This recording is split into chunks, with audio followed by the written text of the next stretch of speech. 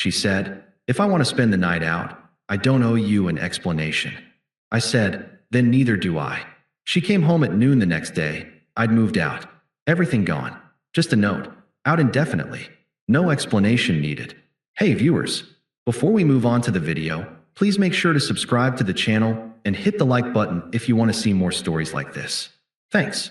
The last thread finally snapped at 11:07 p.m. on a Thursday. I was on the couch, a book open but unread on my lap, the silence of the apartment a physical weight. The clock on the cable box ticked over. She'd said she'd be home by 10, after a quick drink with the team. Her key didn't scratch in the lock. My text from an hour ago, "Hey, everything okay?" sat unread. Then, the buzz of the intercom. I pressed the button. "Yeah, it's me. Let me up." Her voice was already edged, a brittle energy crackling through the speaker. 2 minutes later, the door swung open. She didn't look like she'd come from a corporate drink. She looked like a storm barely contained. A little black dress I'd never seen, heels that meant business, her makeup sharper, redone. The scent of someone else's cigarette smoke clung to her jacket, overlaying the ghost of expensive gin. "Hey," I said, keeping my voice level. "How was it?" "Fine." The word was a door slammed in my face. She threw her clutch onto the kitchen counter, the clatter too loud in the quiet. I watched her pour a glass of water, her movements jerky. The worry I'd been stewing in began to curdle into something colder, clearer. "You said 10. I got worried." A sigh, heavy with theatrical exasperation. "It ran late. We lost track of time." "Who's we?" I asked. "Maya and Chris from marketing." She stilled, her back to me. "Just some people. You don't know them." A new chill settled in my stomach. For months, it had been like this. A gallery of people I didn't know. Vague plans that materialized last minute. Her phone, which used to light up with our silly memes, now forever face down, buzzing with notifications from contacts saved as single emojis. I tried to be understanding. Her promotion to junior brand manager 6 months ago had come with a new social circle. Louder, faster, perpetually angled for the perfect Instagram story. I told myself it was a phase, the excitement of a new world. I'd been the anchor. I cooked the meals she forgot to eat, listened to her vent about office politics, handled the dry cleaning, the bills, the quiet, mundane maintenance of a shared life. I was the safe harbor she'd once called me, kissing my forehead.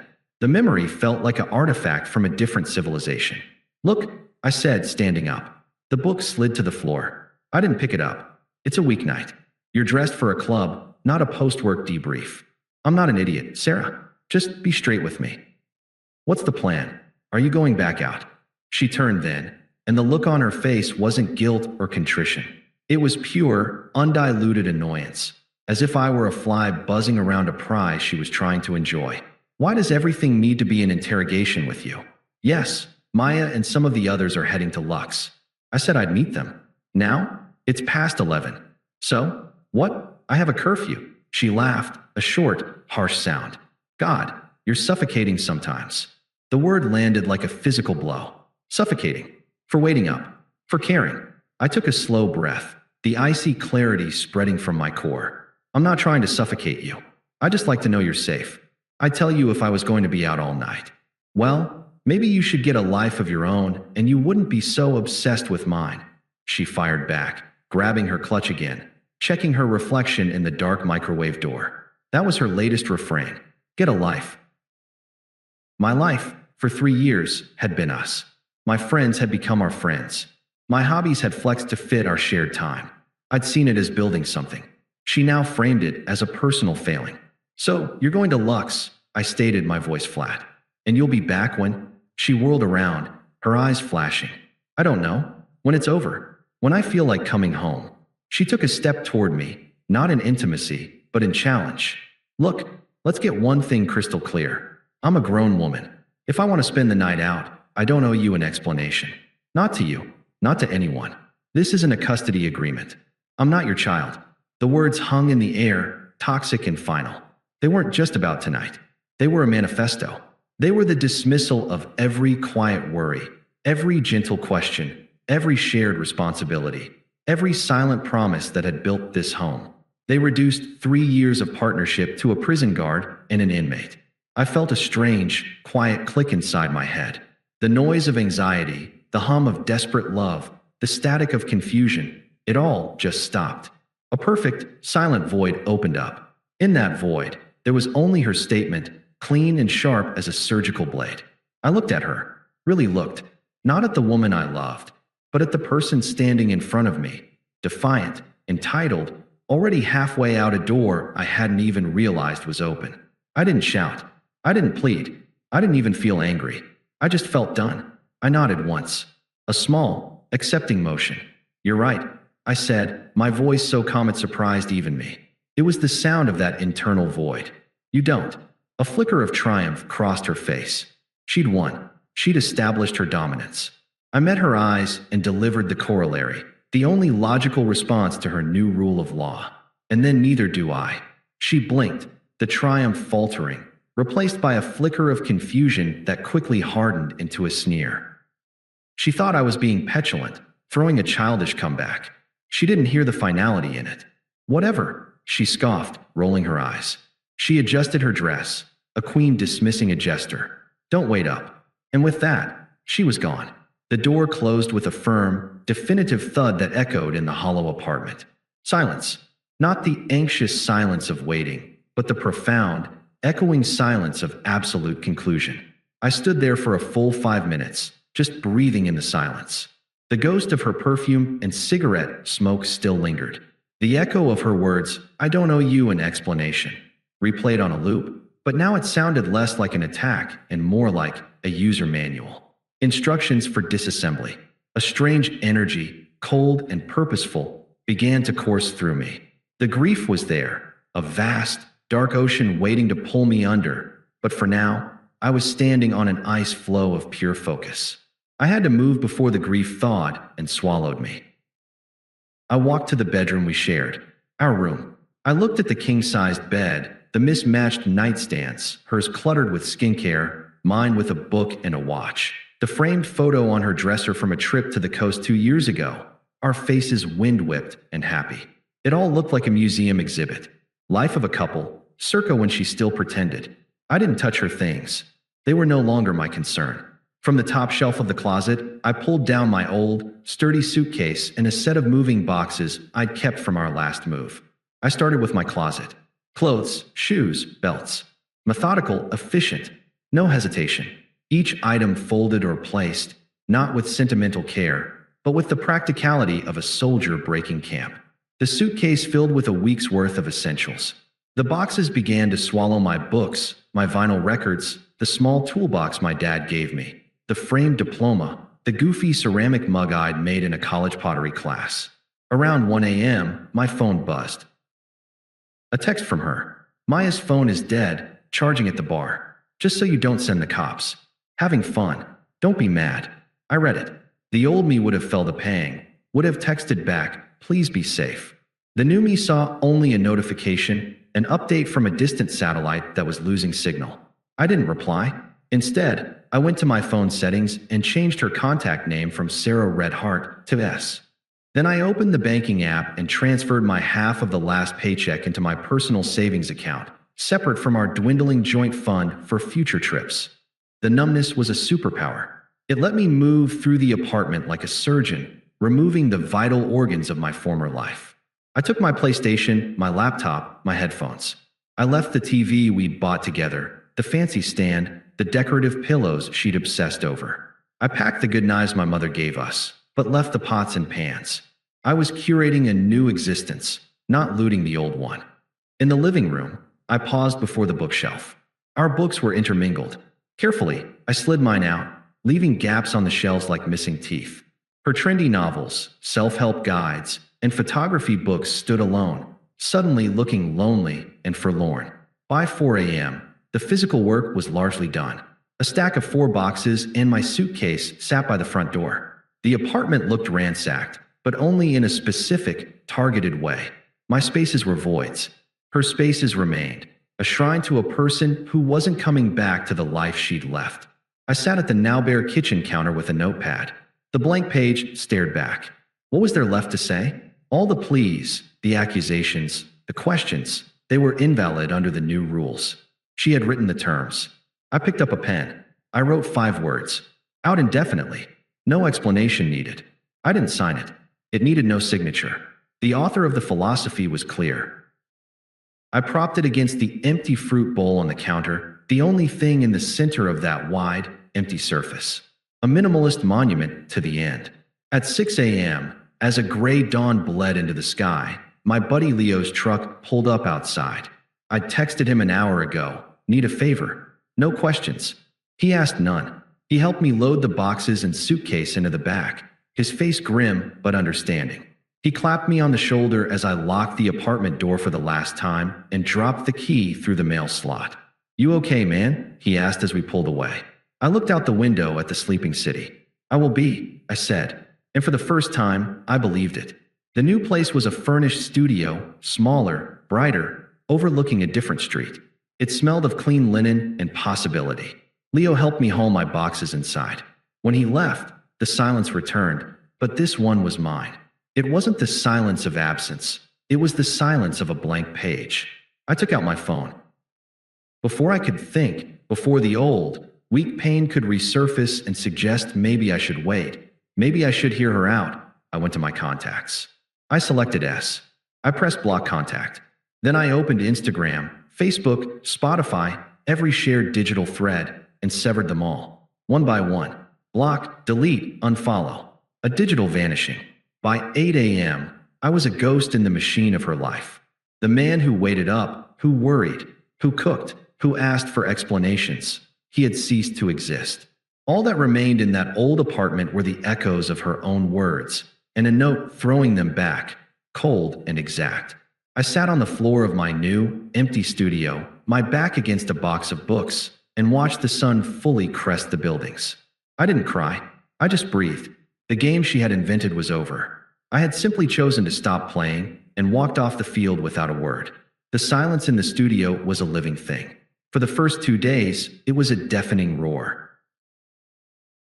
I'd conditioned myself for 3 years to listen for a key in a lock, a text chime, the cadence of her footsteps. Now, there was only the hum of the mini fridge and the distant city noise, a white noise that meant nothing.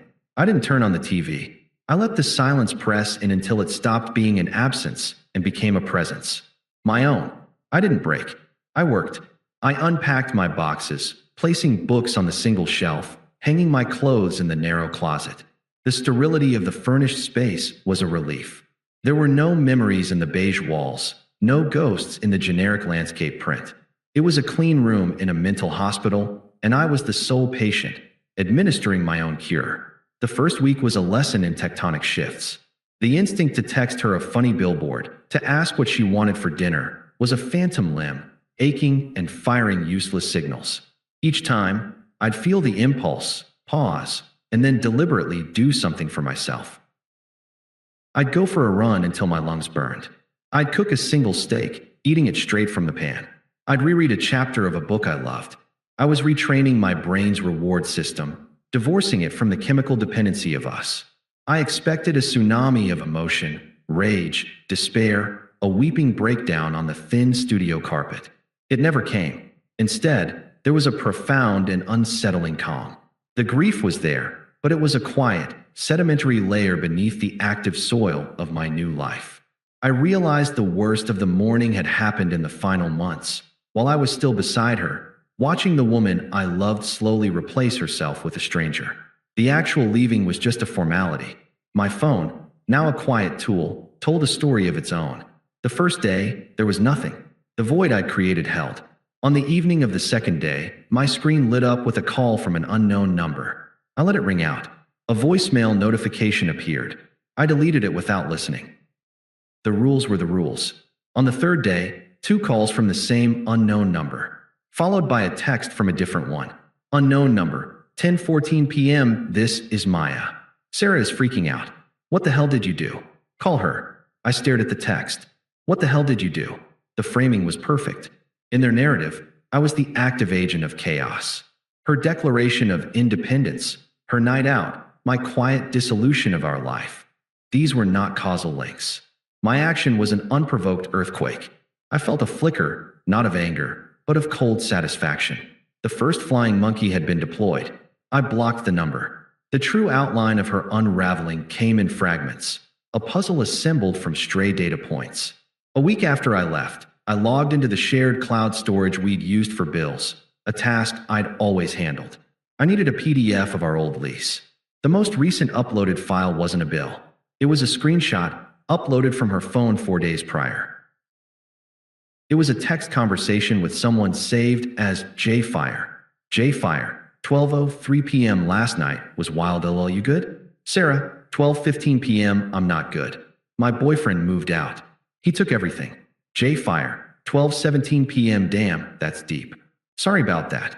Sarah, 12:20 p.m. Can I see you tonight? I really need to not be alone. JFire, 12:45 p.m. Hectic week, man. Swamped. Maybe next week? The exchange was dated the day after her night out. So, JFire was likely the destination. And now, with the drama turned real and messy instead of thrilling and secret, he was swamped. I downloaded the lease PDF and logged out of the cloud forever, a quiet archaeologist closing the tomb on my own past. The next data point came from Leo, who had a loose mutual friend with Sarah's circle. Ran into Tim at the gas station. Leo said over coffee, his voice careful. He said, Sarah's telling people you had a psychotic break. That you emptied the apartment in the middle of the night and vanished because you were jealous of her work friends. She's playing the victim card hard. I sipped my coffee. Let her. He also said that guy she's been seen with, some wannabe DJ or promoter or something, Jason. He's already over it. Apparently, he's got a reputation for chasing taken women for the sport. Once they're single, he loses interest. Tim said he saw Jason at a bar hitting on someone else last weekend, while Sarah was there with Maya, looking like a thundercloud. I nodded. It was a clinical confirmation. The vibes guy was exactly as advertised, a hollow vessel for validation. Her grandstand for freedom had led her directly to a man whose entire personality was an exit strategy. The poetic justice was almost too on the nose. She also keeps asking everyone if they've heard from you, Leo added, watching me. If you're okay. She sounds unhinged, man. Not sad. Angry. Like you stole something from her. I did, I said, my voice flat. I stole her audience. Her explanation. Her chance to be the magnanimous one who figured things out. She wanted a drama where she was the star. I gave her a ghost story. Leo shook his head, a slow smile spreading. You're ice cold, brother. It's kind of terrifying. It's not cold. I corrected him quietly. It's peaceful. The attempts evolved, as I knew they would, following the predictable path from confusion to bargaining to true color fury. Phase 1, the bureaucratic gambit. 3 weeks post-disappearance, my email, which I hadn't blocked, chimed with a message from her. Subject, practical matters from Sarah. We need to talk about the apartment lease. You are legally obligated for your half of the rent until we formally break it. I also need you to arrange for the removal of your remaining furniture. I cannot live like this. Please be an adult and contact me to settle these matters. I expect a response. It was perfectly framed. The aggrieved party, forced to deal with the irresponsible child. The tone was all clipped efficiency, trying to lure me onto the familiar battlefield of shared responsibility where she could regain leverage. She was speaking the language of the old world, not understanding it had been erased. I drafted a reply, not to her email, but to the property management company, CC&G her. I had researched this in my first week of silence. To whom it may concern, please be advised that as of date I left, I have vacated the premises at old address. My ex-partner, Sarah, last name, remains in residence. I hereby formally relinquish all claims and responsibilities under the lease, effective immediately. Any further communication regarding this property should be directed to Ms. last name.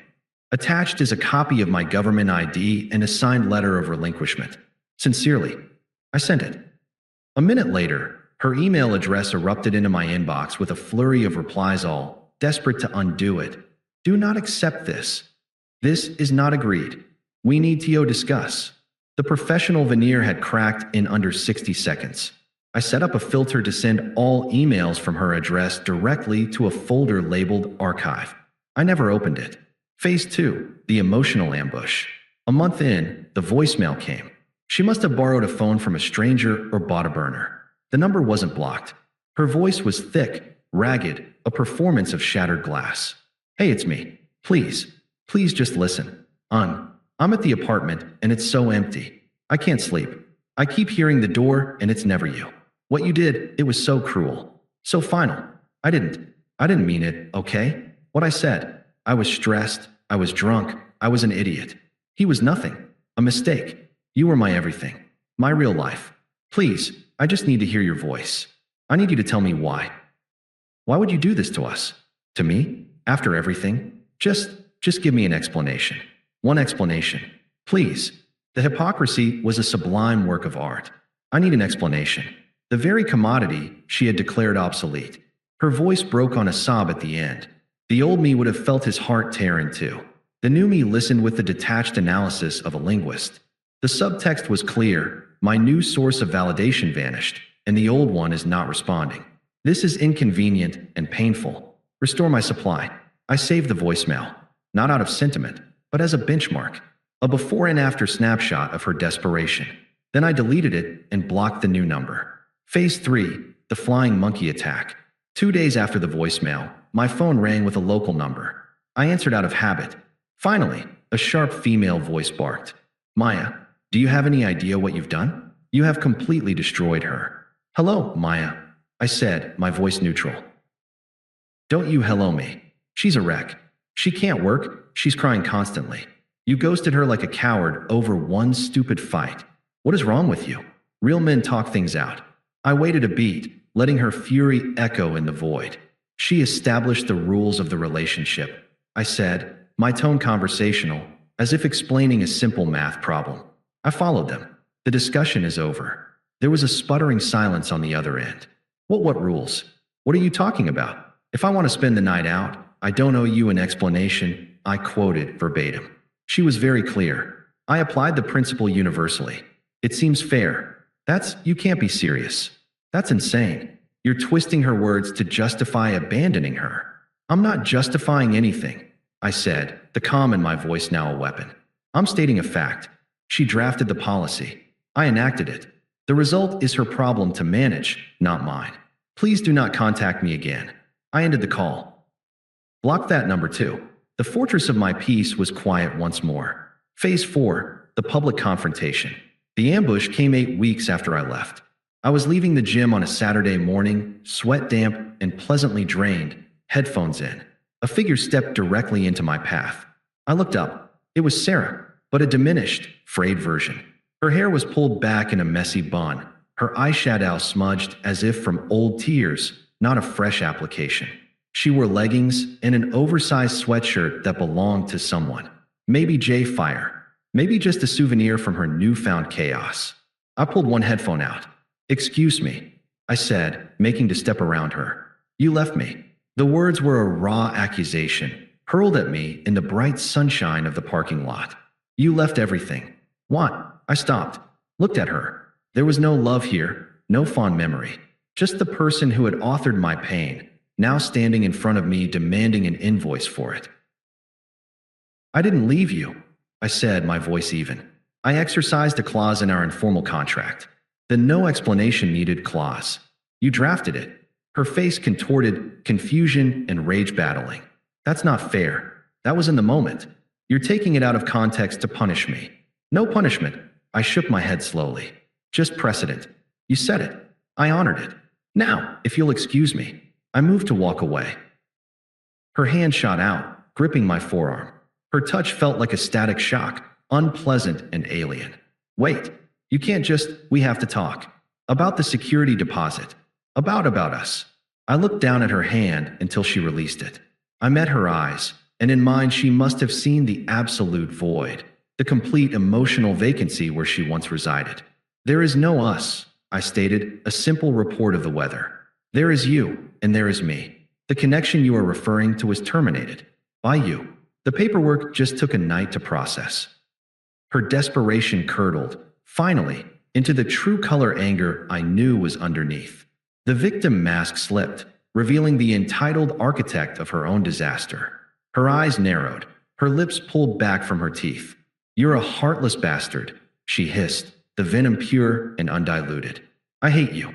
I hope you're alone forever. A small, almost imperceptible smile touched my lips. Not of happiness, but of recognition. Here was the unvarnished truth, the core selfishness that had driven the final act. The script was complete. Noted, I said quietly. I put my headphone back in, turned up the music, and walked to my car. I didn't look back in the rearview mirror. The reflection ahead was all that mattered. Thanks for watching. Make sure to subscribe to the channel and hit the like button. What do you think about this story? Share it in the comments.